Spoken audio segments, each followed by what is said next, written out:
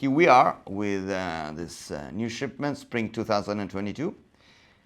If you are a new member, and let you know that we usually send a video with the description of the wine, some general information.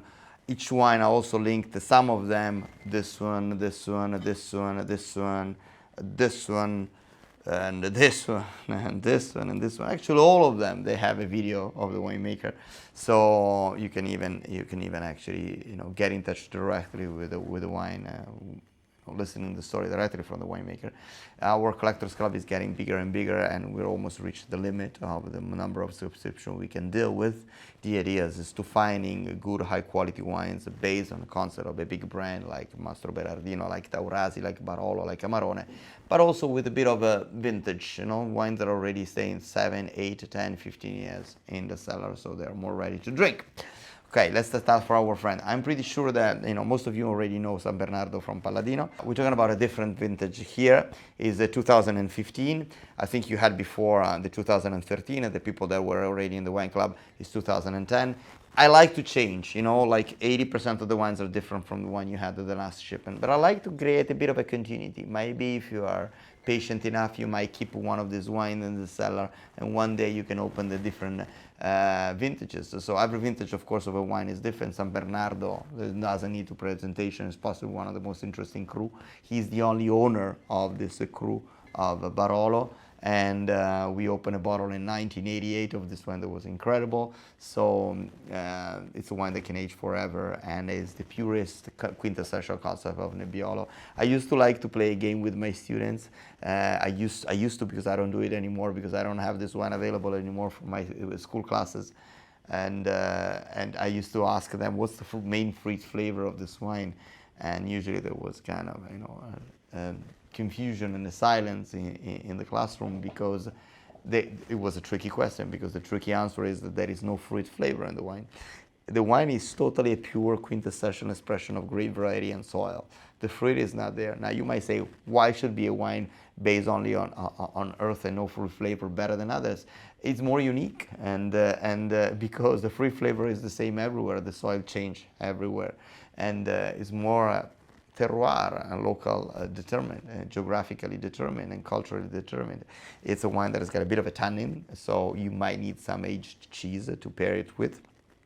And of course, again, little truffle. I don't know if you can get white truffle, but this is a perfect pairing for white truffle, because it tastes almost of white truffle on the nose. Balsamic, looks like, someone said that it tastes like an old church or grandmother drawers, camphora licorice, and eucalypt. An astonishing bottle that is the purest concept of Nebbiolo.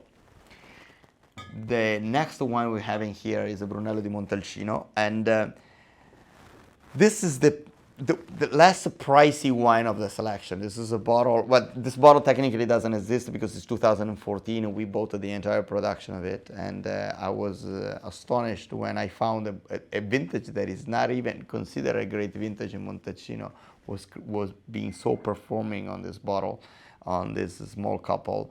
They are Ludovico and Anna, the sweetest couple ever. And everyone heard about this story, the people that came to my tasting. But maybe it's not as expensive as the others, but don't judge a bottle by his price, because this is really, really incredible. The reason why I've been putting in the collectors is because now I think it's ready to drink after 8 years. Yes, the 6+2 is 8 years, and which is usually the right moment to drink a Brunello, unless you're talking about Biondisanti, that needs more time. Sometimes I put Biondisanti in the collectors, you know that. And I know, sweetest couple, they are quite old. I remember, like last time I visited, I was a bit concerned for the fact that Anna was not feeling really good, and I have my age, and I was, at the end I had to ask him, Anna, how do you deal, like, 85, 82 years old, all the winery alone? Do you need any help? And actually, Ludovico said, actually there is a young guy that is coming to help us from time to time. Then I met the young guy. He was 75 years old, so I like the relative perception of time passing by for this beautiful, sweetest couple. They don't have a website. They barely answer the phone, so having the wine, you have to go there and buy it for it. And I hope you will like it. Now, Bressan, I know that Bressan is not a nice person, and I know that I can easily say that. And Fulvio knows more than I do how he is able to create conflict. And but I don't want to speak about the person itself. I want to speak about this beautiful 2016. Sometimes I've been putting Schioppettino in the collector, but this vintage is possibly one of the best vintages I've ever produced. I opened this bottle an hour and a half before in a big glass, and I'm gonna give an extra bottle to the person who is able to recognize more than 15 aromas in this wine. I think there are more than 20. This is a Middle East spice shop. There is everything in this wine, and it's so unique. Sometimes I give it to my students. I used to give it to my students, not anymore, because this wine is not available again, like the San Bernardo. I give it to my students, right? When people say, I don't know how to smell this wine, I don't get anything from this aroma. This is one of those wines that help you to open your nose and sensorial flavors. Mastroberardino. Mastroberardino is a huge winery. There is a link of the video to this wine, so you will see what we are talking about. I actually did this intro of the video that was quite scary, using the shining music, because it looked like the Overlook Hotel when we arrived there. And usually when we reach our vineyards, it's a beautiful place surrounded by amazing hills. There, I thought I was in the suburbs of Detroit. It was a totally dystopic environment, industrial environment. And we entered this huge winery, Mastroberardino. We're talking about 1.7 million bottles. I don't need to tell you about the history of the winery, because Piero Mastroberardino is so good in explaining it, also in English, so you don't even need to read the subtitles. And I have to tell you, I always consider Mastroberardino. Usually we don't like to put big wineries in our wine club. We try to work with one small winemakers in the first two. For the first and the third, we're talking about like less than 500 bottles, less than 600 bottles. And so the idea, Mastroberardino, you can find it everywhere. But so the idea was there somehow to provoke a bit Piero, and trying to push my idea on smaller is better. And I was totally blown up by the tasting, because I know, of course, the wine from Radici, but it was been a while that I was not tasting them. And we tried his new wines. It's called the Stilema. I might be putting in the wine club the next shipment. They're surely younger, but they're actually made thinking about the older way, traditional way.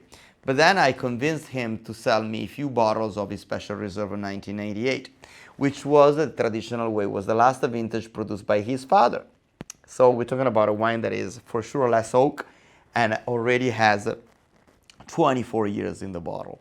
So it's a wine that is perfectly ready to drink it now. Aglianico here is the quintessential expression, with this strong, smoky, spicy, and leathery, with a bit of a hummus, like wet soil, I would say, like walking on the vineyards in a wet soil. And it's an astonishing wine. I know that this name is easy to find in the wine shops all over the world.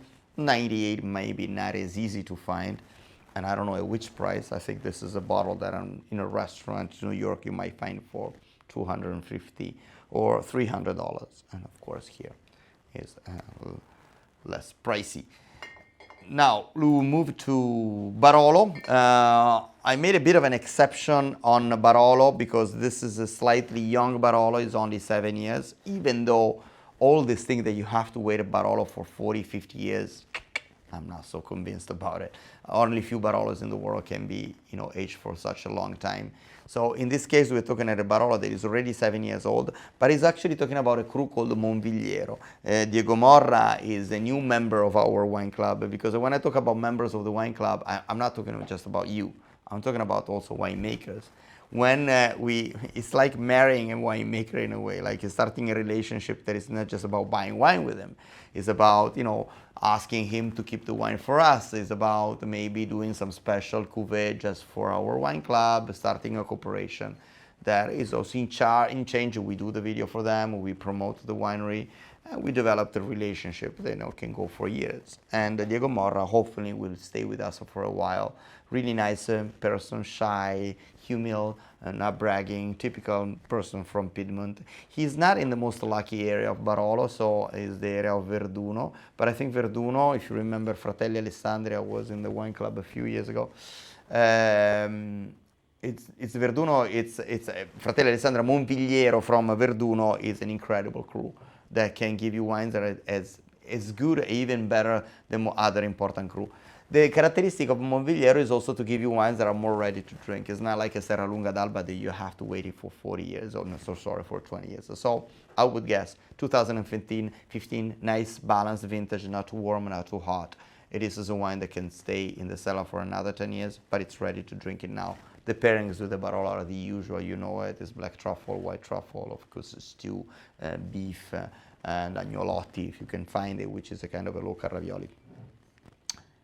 We're going to go now to this beautiful wine. It's called Perillo. We have another Taurasi Aglianico, and it will be nice if you want to open in one night the two, because this is the big producer and the small producer. Again, this is another special bottle that has been aged in the cellar and released from the winemaker only 3 months ago. So we're talking about a 2005, 18 years of an incredible wine that was kept there just for us. So you better like it, I would say. Perillo is a completely different story from Mastroberardino, because we're talking about 3,000 bottles, 4,000 bottles to produce. Of this specific wine here, I think it's not more than 400 bottles. Think about the effort of a small winemaker that is able to keep these 300 bottles, 400 bottles in the cellar, not selling it, resisting to, people that want to buy it for more than 18 years. 18 years is a lot, it's almost a lifetime if you think about it. You would not, maybe when you start this project, you don't even know if you're going to see the end of it. And so I like it's moving how some of these winemakers are investing their time with a perception of time that is different from us.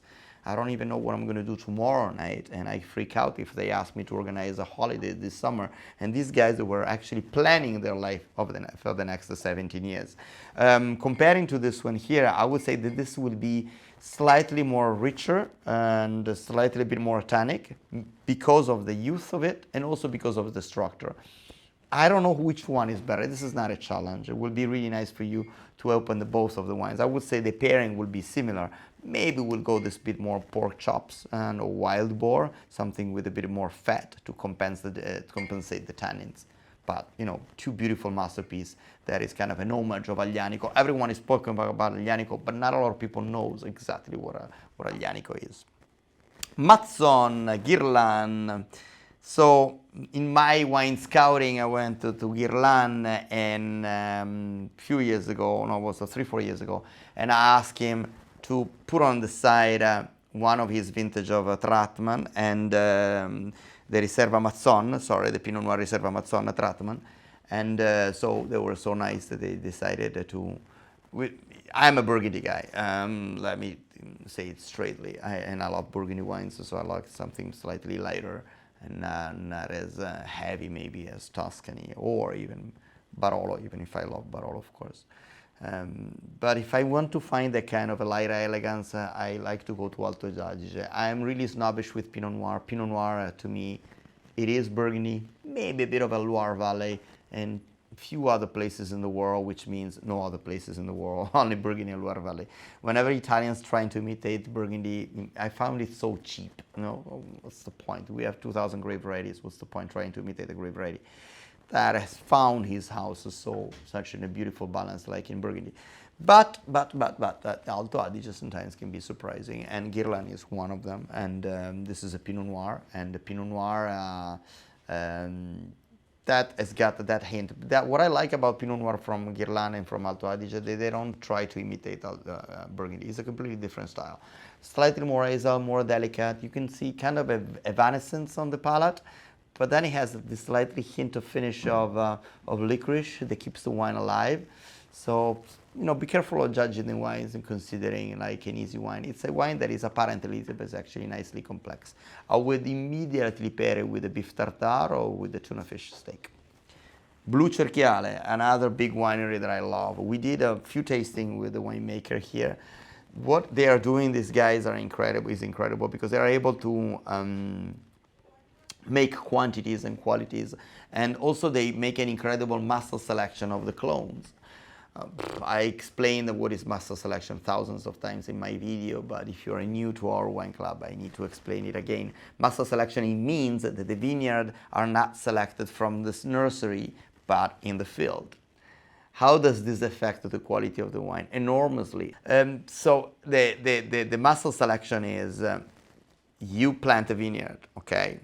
Then after like 20-25 vegetative cycle, you see which one of the plant is performing better than the others of a specific grape variety. And you replant that vineyard. You can do it with vite propaggine, so you just put one of the branch in the soil and this will grow another plant. Or you can get a part of it and put it inside. Simply as that.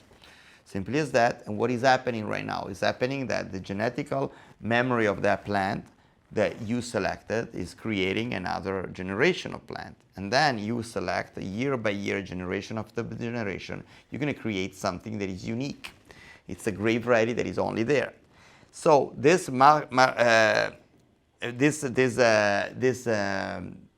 thing is, nobody's doing it anymore because it needs time.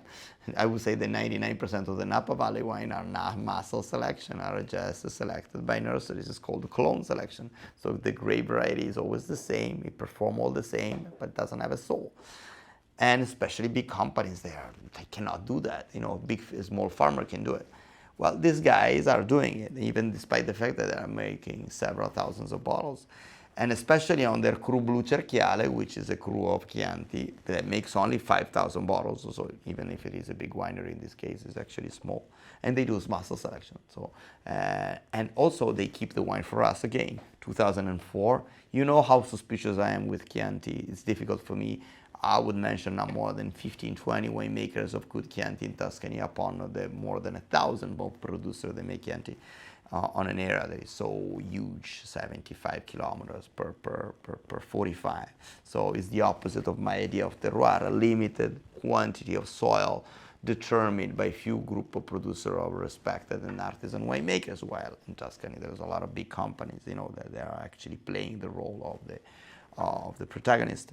In this case, we're talking about a big winery that is able to behave like a smaller one. And this is, you have the quintessential flavors, 2004, astonishing vintage, 18 years old, a wine ready to drink it now. But trust me, we opened a bottle of 1988 a few weeks ago that was incredible. We opened in 1974 that was even better. So this wine can stay in the cellar forever, and it's been kept in the cellar in the last 18 years. Of the original cellar of the winery. Truffle, wet soil, bit of a licorice, bit of maybe violet is a bit gone. You get a bit of also maybe of cloves on the nose. The fruit is a little sour cherry, but it's surely not a big fruity wine. And let it breathe a bit in a big glass because it needs some air.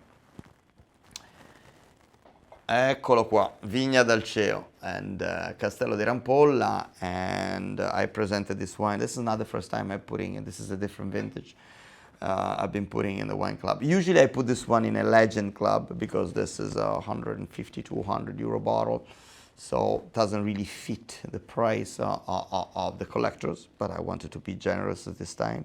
We made a deal with Maurizio di Napoli. I bought 90 bottles of this 2012. Which was a beautiful, warm vintage, and with wine that's got a nice, rich fruit. And now it's developing beautiful tertial aromas. Here you have, I usually don't like jammy flavors in the wine. This is mainly because of maybe of the Petit Verdot that has got the Cabernet Petit Verdot. This is officially super Tuscan. There is something that is so unique on the jammy flavor of this wine because it's balanced by a nice acidity. And it's so warm on the palate without being flat. This is the first expensive wine I had in my life. Actually, San Marco, which is the lower version of Vigna d'Alceo, not lower, it's a different type of wine of the same winery. I remember I was 17 years old. It's mainly because of this winery if I am here right now after 35 years. Because I had my epiphany that day. I couldn't believe that a wine could give you such an incredible emotion. I remember like it was yesterday, it was me, Maurizio di Napoli, and Giacomo Takis, which is the enologist of Sassicaia. So we're talking about the wine that was made by the same producer of Sassicaia, so not the last enologist in the world. And you know Sassicaia, if you don't, you will. But it's an important wine. We call it Super Tuscan, but I don't like to call it Super Tuscan. Also because this is a Super Tuscan with a strong soil and a local touch, geolocalization, I would say. This is a wine that needs some rich food, in my opinion, something that could be, I would say, not pork. I wouldn't say pork because pork is a bit too fat. Of course, a fillet steak is always a great choice, like tagliata or fiorentina would be ideal, which is this big T-bone steak that it's really difficult to find. It has to be a meat that stays a bit there. It means like 10, 15 days frollata, you know, in the proper fridge temperature. There are some butchers that sold as, you know, make this process for the meat. What a unique bottle. Valtellina, Nebbiolo. We're talking about the northern part of Lombardy, 1 hour and a half north side of Milan, and with Possa, one of the steepest vineyards in the world, I would say for sure, of Italy. And harvesting there is an extreme sport. Isabella Arturo Pellegatti Perego, I don't think need presentation. She became too famous in my opinion recently, and is incredible how her wine has been going on this curve. I remember like 15 years ago, nobody knew them. It was one of my favorite wines, and I could buy those wines like for $20. Now I have seen his reserve wines like for $300, $400 in wine list. I'm talking about Ultimi Raggi, Stella Eretica slightly cheaper, but Buon Consiglio and so on. This time I wanted to give you something slightly different, because I already put Pupilla Regina before. But then I asked her if she could give me some, because she'd been putting on the side in 1999 a special reserve of Pettirosso, which is not the cru one, you know. It is a cru, but it's not the cru like the Buon Consiglio. So it's technically, this wine when it's younger is slightly cheaper, still expensive, slightly cheaper. But then she thought that there was a great potential in that vintage. 99 was an astonishing vintage in Valtellina. I also remember the 97 Roche Rosse, which was an incredible, still it is an incredible wine. So we're talking about, I call it the female version of the Barolo. Female in a sense of more elegance. Yeah, more elegance, I would stick there. And the wine is persistent, resilient, it's not loud, it doesn't shout. It's not a wine that shouts. It stays there it's able to convince you in a softer way. I don't want to sound sexist, or we can call female. You can call it the way you want, but it's a wine that if you want to understand what does it mean elegance without being bold, that's a perfect example. This goes with some raw meat perfectly. We'll go with some delicate prosciutto like jabugo, for example, like pata negra, Spanish one. Usually, I don't like to match pata negra or Spanish black pork with Nebbiolo, because Nebbiolo is a bit tannic. But in this case, it's actually lower tanning, and it could be a perfect matching. And great privilege, because this bottle technically doesn't exist on the market. And now, I'm pretty sure you're going to start to say, what are you talking? Alessandro is putting an Amarone, is one of his collection. He always talk about his tasting, how bad Amarone is, how fake the Amarone is, and so on. I'm a bit more straight. Sometimes I have to shock you when you come to my tasting, because sometimes some one of you, it's not your fault, because I was exactly like you 10, 15, 10 or 30 years ago. I used to like wines that were rich and bold and sugary and fruity and bold and oaky. And then my palate slightly went to another direction. And Amarone was, is a wine made with raisins. So it is a typical wine that you like when you're a young palate and not expert palate. Maybe a palate that has been a bit ruined by soft drinks and cheap cocktails. And but actually, Amarone, I have to say that I had some incredible surprises with Amarone. We did a tasting with Bertani a few years ago. I remember tasting in 1967. And it's incredible how this wine that tastes like almost like a port wine, like sweet with raisins, after 20, 15, 10 years, start to get to a completely different curve. It gets more on balsamic, it gets more on it's like a port made with Barolo in a way. It goes on these more ethereal type of flavors and all the consistency. Also, we have to say that in the last decades, most of the Amarone producers stopped producing wine on a Napa Valley style, I would say, and more on North European style, like Central North European style. So go more on the elegance and less on the muscles. And Brigaldara, even on its younger version, it was one of the few Amarone that I continued drinking even when my palate changed. Because Brigaldara is able to have this beautiful balsamic finish that most of the Amarone they don't have. They have muscle selection of the vineyards again. They have some old vineyards. They've been making wine for more than 50 years. Actually, it's more than 100 years, but let's say officially bottling it. So if you put some age on this wine, considering there is also Brigaldara, you're going to have a jackpot here. You're going to have a wine that is the perfect balance between the issues that I like in the wine. So this is a 2010, bought directly from the winery. So a wine that is already 12 years old. Again, if you leave this wine 10 years in the cellar, you're just going to gain in quality, but now it's ready to drink. This needs some salty pecorino with a bit of age, or some good salami, or some chorizo would be great. Some chorizo, some spicy salami. AR.PE.PE, we presented the wine on the white version, and on the red version we have 2015. And on the Legends Club we have 10. So it's actually more expensive. So the same thing I said for the white, I can say it for the red. And Montepulciano, there is a beautiful video of Chiara Pepe that talks about how to get the velvet, you know. And we are also planning to do an interview to AR.PE.PE. He's how old is he? Like more than 80 for sure. Like he's 85, 86 years old. He's such a wise man. He speaks really low voice, so we need to find the right microphone to go there. But the idea is to spend one day with him because he's the history of that place, and it's incredible. Speaking with him, tasting wine with him, it's like, you know, you just stay there, you know, listening to this low voice of wiseness. And his wines are like this, you know, they whisper with power at the same time. And they have this kind of a, you know, it's like an old silent man. It needs a while to warm it up, and you have to stay there and to pay attention to it. Needs to breathe to this wine absolutely more than any others of the wine of this selection. So open a bottle maybe a couple of hours before and drink it slowly. Drink it slowly and wisely. And I don't think this needs so many pairings here. Cured meats is perfect. Some medium hard cheese are perfect.